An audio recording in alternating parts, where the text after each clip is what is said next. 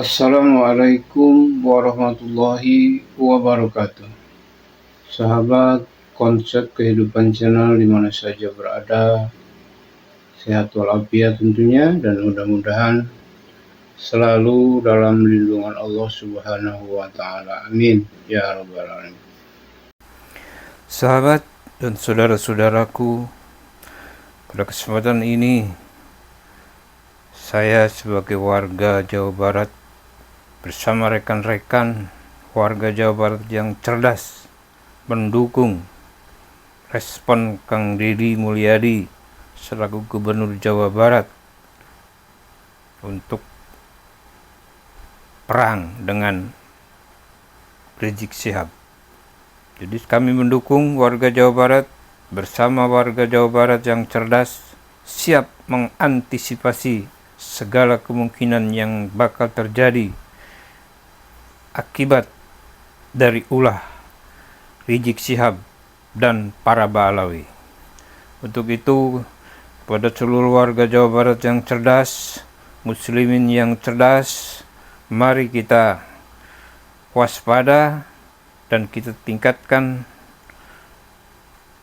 ukhuwah Islamiyah, serta kita tingkatkan kewaspadaan kita untuk mengantisipasi apa yang bakal terjadi dari seruan perang dari Rizik Syihab. Untuk itu, kepada warga Jawa Barat yang cerdas, bersiagalah, yuk kita mendukung, kita bersama Kang Deddy Mulyadi, Gubernur Jawa Barat, mengantisipasi segala permasalahan yang bakal terjadi dari seruan perang Rizik Syihab. Baik saudara-saudaraku, di mana saja berada warga Jawa Barat khususnya, dan muslimin pada umumnya, untuk selalu waspada dan mengantisipasi setiap kegiatan dan acara dari para Ba'alawi, ya, Habib yang mengaku Habib gadungan, ya, yang perlu kita antisipasi dan kita bersihkan dari tanah Pasundan, Jawa Barat, dan NKRI. Baik sahabat, yuk kita simak video berikut ini. Dan jangan lupa di like dan di subscribe. Selamat menyaksikan. Semoga selalu dalam lindungan Allah Subhanahu wa Ta'ala. Amin ya Rabbal Alamin. Deddy Mulyadi, kalau anda serius mau perang, jangan gunakan masyarakat. Ayo kita janjian saja. Hari apa, tanggal berapa, jam berapa, tempatnya di mana.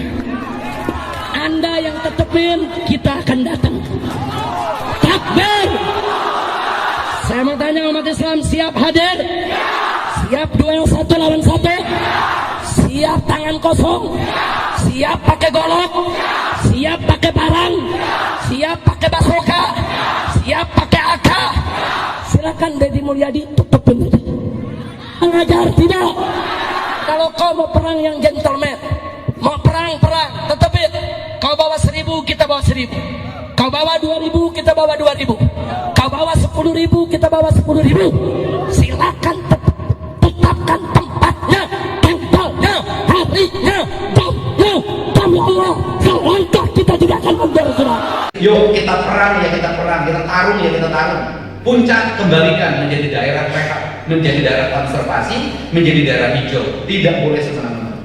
Dan kemudian juga kita rubah daerah-daerah perkebunan. Apabila perkebunan itu sudah tidak mampu berkebun, kemudian dia merubah area perkebunannya menjadi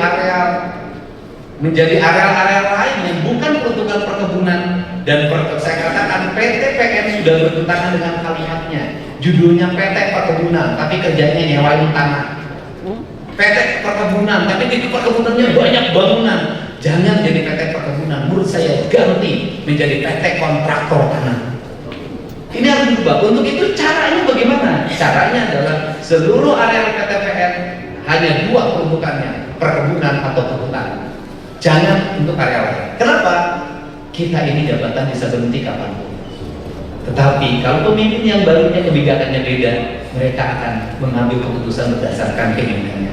Kenapa? Karena bagi saya, membangun harus diawali dengan kedekatan kita dengan alam. Karena kita ini dilahirkan, dididik, setiap hari kita berdiri, Indonesia tanah airku.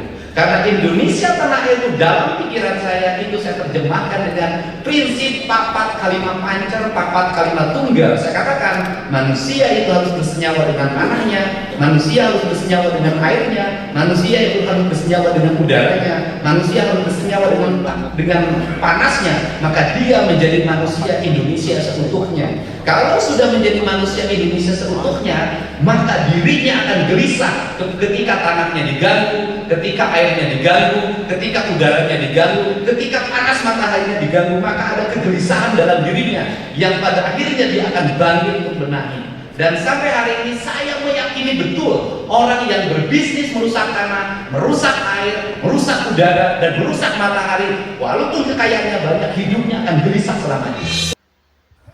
Salam buat teman-temanku semuanya, dari Aceh sampai Papua, tanpa terkecuali. Kalau di penjara itu kriminalisasi ulama, benci terhadap agama, benci terhadap Islam, musuh ulama. Enak sekali moncong kalian jik. Aku sudah mengalami framingan-framingan itu dan gak mempan. Kalau seandainya TIJ ini dimusuhi oleh umat Islam, atau TIJ ini musuh umat Islam, TIJ ini pembenci yang ulama, nggak mungkin TIJ bisa hidup aman, tentram, sentosa di Aceh. Karena di sini, seperti teman-teman ketahui, di sini itu diberlakukannya perda syariat Islam. Gitu. Barang siapa yang membenci Islam, yang menentang Islam, berarti kan kita menentang kebijakan, aturan, dan segala macam yang ada di Aceh, saudara. Nah, kalau si Rijik itu bukan ulama. Mana ada ulama acara maulud dikotori dengan kata-kata yang tidak pantas di depan jamaah. Mana ada ulama kayak gitu. Provokasi sana, provokasi sini. Mertua yang omon-omon, dia yang belain. Nah, tapi ada yang nggak dibela. Jajarkan kitab-kitabnya, bawa manuskripnya, dan tes DNA, saudara. Sampai sekarang nggak ada lagi dia ngomong seperti itu. Nah, saudara, sekarang ketika Kiai Imad mengatakan perkataan yang sama, justru mereka membenci Kiai Imad. Sekarang sudah syuhroh wal istifadah dan juga husnujon, saudara. John, kau pikir udah hebat kali kau kayak gitu. Kalau kau mau perang, gak usah sama KDM. Dia bukan orang perang, dia orang lapangan. Perangi TIJ. Kalau memang kau berani sekali, TIJ. Jangan kau lapor polisi nanti. Kalau polisi, TIJ nggak akan melawan. Nggak berani TIJ. Hormat TIJ sama hukum gitu. Lagian polisi di sini baik-baik gitu. Kemarin aja waktu nangkap gue itu bagus-bagus. Kalau memang kau berani, gatal sekali tangan kau, pingin berperang, ya udah sama TIJ. Nanti jangan nangis-nangis. Bencong kayak Rijiko nantang perang sana sini. Udah, kalau mau kampanye, kalau mau memenangkan orang yang kau backup, orang yang kau dukung, silakan paparkan kelebihan dia apa gitu. Jangan provokasi. Ya, jangan menjelek-jelekkan calon yang lain karena nggak lebih baik dari kau. Kau nggak lebih baik dari dia. Ini untuk si Rijik ini. Kalau ada kibin-kibin atau Habib sekalipun boleh ngomong ke dia. 7 juta umat kau kerahkan. Gua tunggu di Aceh. Jangan diam-diam, ngomong aja. Kita perang yuk. Gitu. Kalau kibin-kibin di Aceh nggak berani. Kau bawa kibin dari Pulau Jawa sana. Mungkin ada keberanian. Ayo TIJ sekarang juga. Si TIJ menghalangi kita, si TIJ, waduh, membahayakan kita, si TIJ, luar biasa, si TIJ, wah. rungkatkan kita. Gitu kalian nanti, pasukan keputihan semuanya. Kau bawa semua. Masya Allah, pejuang-pejuang kami telah syahid melawan PKI Aceh, melawan Yahudi pesek gitu. Biar kau lihat nanti, pasukan-pasukan TIJ pesek nggak kayak kau? Buncit nggak kayak kau? Jadi jangan kau keluar-keluar lagi perang, Rijik. Kau diam aja. Kalau kau nggak bisa ngelakuin apa-apa, udah diam aja, nggak usah keluar-keluar kau. Sekarang udah bagus. Walaupun kau menjilat Pak Prabowo, setidaknya umat udah bisa lihat kau seperti apa. Nggak usah keluar-keluar kau. Nggak usah petantang petenteng. Kalau memang kau pingin nyerang aja. Kami mau lihat, mau nonton kami. Boro-boro ke Israel, ke Papua aja, ketar-ketir mereka. Pak Dudung bilang Papua itu saudara-saudara kita, OPM itu saudara-saudara kita. Marah dia. Si Bahar marah. Itu saudara-saudara kita. OPM, orang Papua itu saudara-saudara kita. Kalau lu siapa? Gue nggak ngakuin lu saudara gue. Nggak ada buku dari Robitoh gue. Itu saudara kita. Walaupun mereka memberontak, walaupun mereka memerangi aparat, itu tetap saudara kita. Jadi tahu kenapa mereka memberontak. Kenapa mereka melawan pemerintah? Sama seperti GAM dulu. Nah, itu dianggap saudara, makanya mau berdamai. Setelah berdamai, kembali ke pangkuan Negara Kesatuan Republik Indonesia, kembali ke pangkuan Ibu Pertiwi. Nah, mereka kan bisa dimanfaatkan, bisa bermanfaat untuk negara, untuk mengisi kemerdekaan. Nah, untuk apa kita berpecah belah, kita bersatu gitu. Nah, kalau iri bilang kau Jik. Kalau memang kau iri sama KDM ya kan, nggak usah kau fitnah. Nggak usah kau bilang, oh itu KDM, orang yang melegalkan berhala. Coba lihat itu. Gerombolan-gerombolan kau itu, penyembah foto dato. Bahkan menceritakan bagaimana seorang non-muslim yang ada di Thailand, kami nggak berpatokan kepada non-muslim. Kami tidak belajar agama kepada non-muslim, apalagi ajaran dobol. Oh, lihat nanti siapa yang menang, siapa yang kalah. Kalau kalah perang kau nanti, wah, Syarifah Mona, Hubabah Mona, aduh, ku kasih untuk Kiai Mat nanti kalau Kiai Mat mau. Ghanimah. KDM menyala terus di Jawa Barat, jangan peduli orang-orang ini. Saya salah satu pengagum Kang Deddy Mulyadi. Saya suka pemimpin yang nggak cuma nomon-nomon, langsung turun ke lapangan. Mau dibilang pencitraan, mau dibilang ini, itu. Yang penting ketika kita mencalonkan diri jadi pemimpin suatu daerah, lolos gitu. Mereka udah pusing. Presiden yang mereka usungkan dulu Pak Prabowo, gara-gara diusung sama si Rijik, didukung sama si Rijik, nggak lolos. Berapa kali Pak Prabowo itu nggak lolos? Giliran si Rijik menjadi lawan gitu ya, di pemilu langsung menang. Langsung menang. Mana 7 juta umat? Apakah 7 juta umat itu termasuk demit, genderuwo, wewe gombel, kolor ijo, pocong, segala macam, kuntilanak gitu. Mereka nggak bisa milih. Katanya Jokowi itu curang. Kalau Jokowi curang, saya siap pimpin perang. Kita tunggu perangnya. Gue nunggu perang. Dulu masih kibin kan gue. Waktu Pak Prabowo naik pertama kali itu, gue tunggu perangnya. Gue pikir beneran gitu.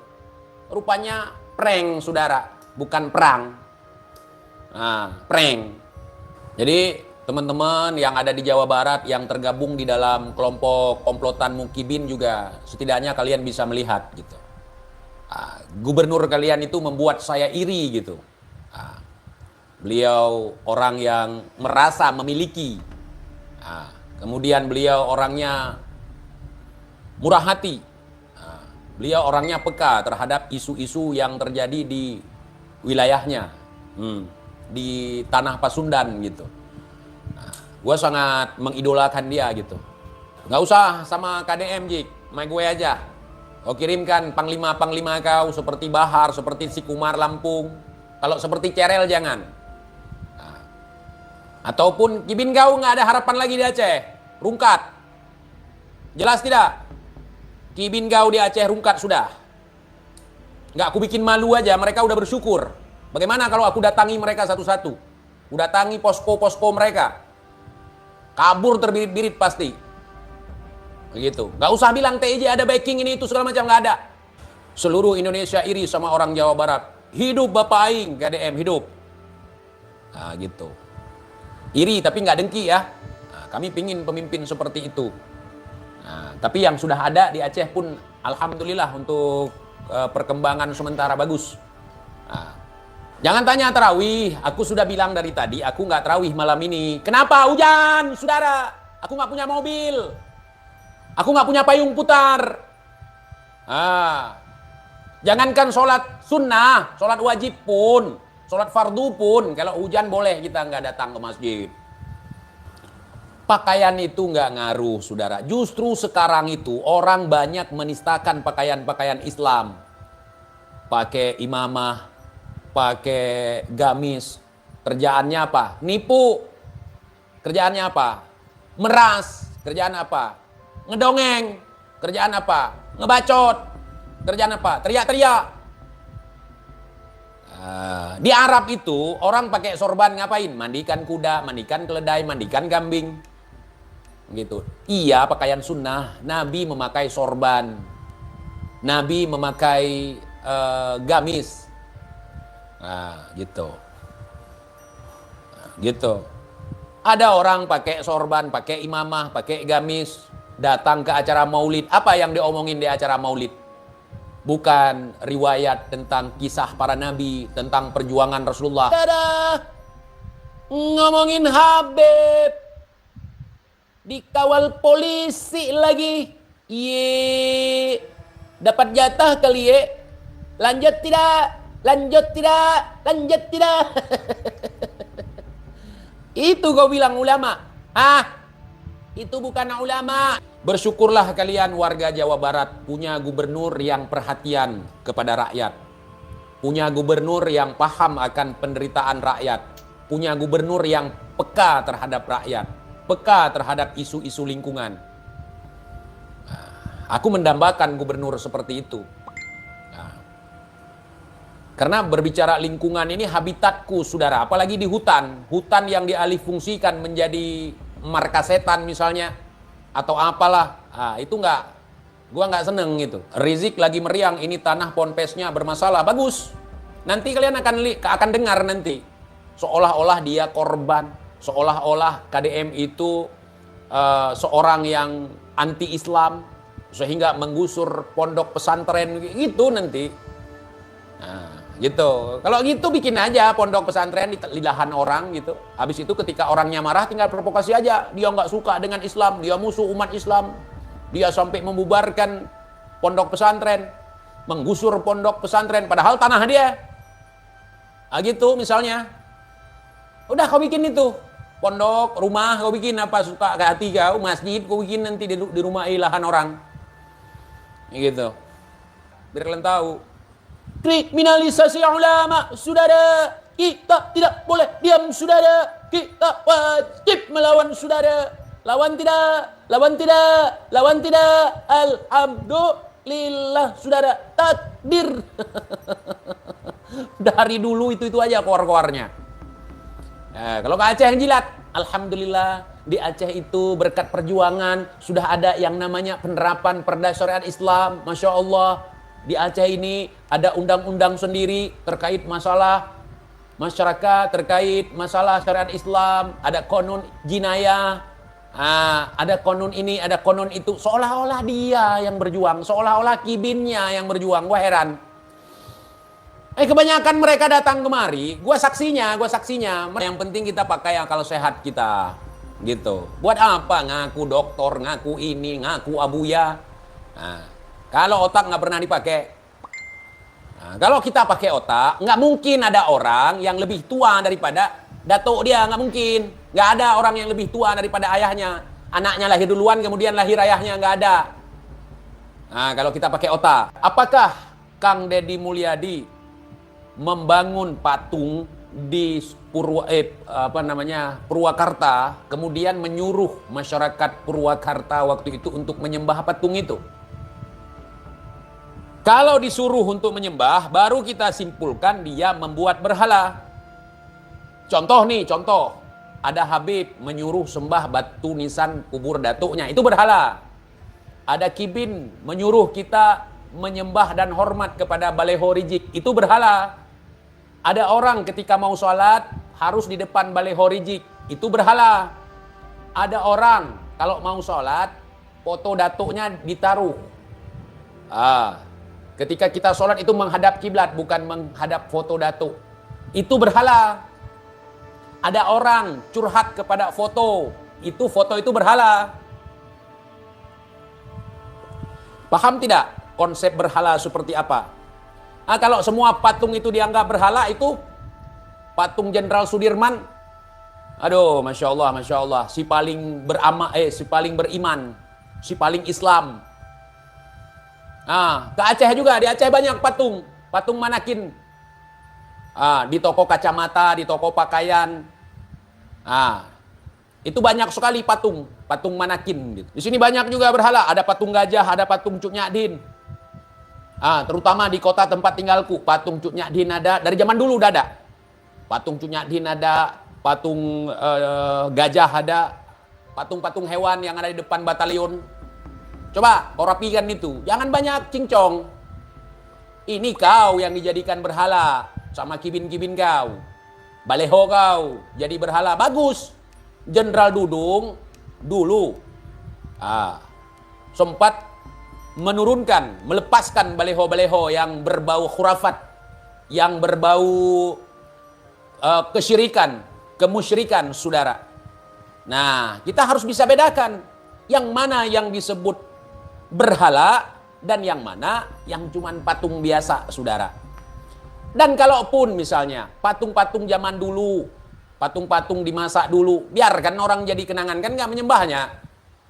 Aduh, kau ngaku imam besar, ngaku ulama, ngaku cucu Nabi, ngaku si paling pinter se-Asia Tenggara atau sedunia sekalipun. Berhala pun kau tak tahu. Nggak ada bahan kalau kampanye. Tunjukkan calon yang kau usungkan, yang kau dukung itu, kelebihan-kelebihannya apa. Itulah kesalahan kampanye. Patung Abu Bakar bin Salim, patung Abu Bakar Al-Adni, patung itu baru bukan berhala gitu. Sekalian aja kau ke Bali, itu di Bali banyak itu patung dibuat. Kau paling Islam gitu. Aduh, orang karir mana mau terawih, orang karir. Nggak paham gue, bang kalau ketemu Rizik mau diapain? Mau kurendang dia. FPKI kirim ke Palestina aja, nggak usah ke Palestina jauh-jauh, ke Papua aja. Rizik dan Bahar bisanya numbalin pengikutnya aja, dianya pada ngumpet. Betul. Iya, terawih TJ, terawih gimana? Di sini terawih setelah Insya, saudara. Tarawih setelah Insya di mana-mana. Mau dilakukan ba'da Insya, mau dilakukan nanti jam 12 malam misalnya, nggak apa-apa. Nggak sholat pun nggak apa-apa. Orang sunnah, ya kan? Kalau misalnya saya malam ini nggak sholat tarawih, ya nggak masalah. Yang penting jangan kerayaban kemana-mana, duduk di rumah gitu. Assalamualaikum Bang TJ. Tangerang hadir sambil dagang ayam bakar, Masya Allah. Mudah-mudahan dagangannya ludes. Masya Allah.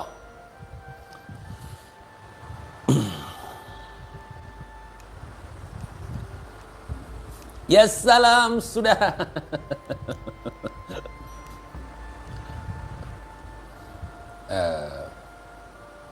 Tanggapan TIJ tentang RUU TNI, saya udah menanggapinya, bagus itu. Kadang kan banyak sekali yang ngomentari bahwa RUU TNI ini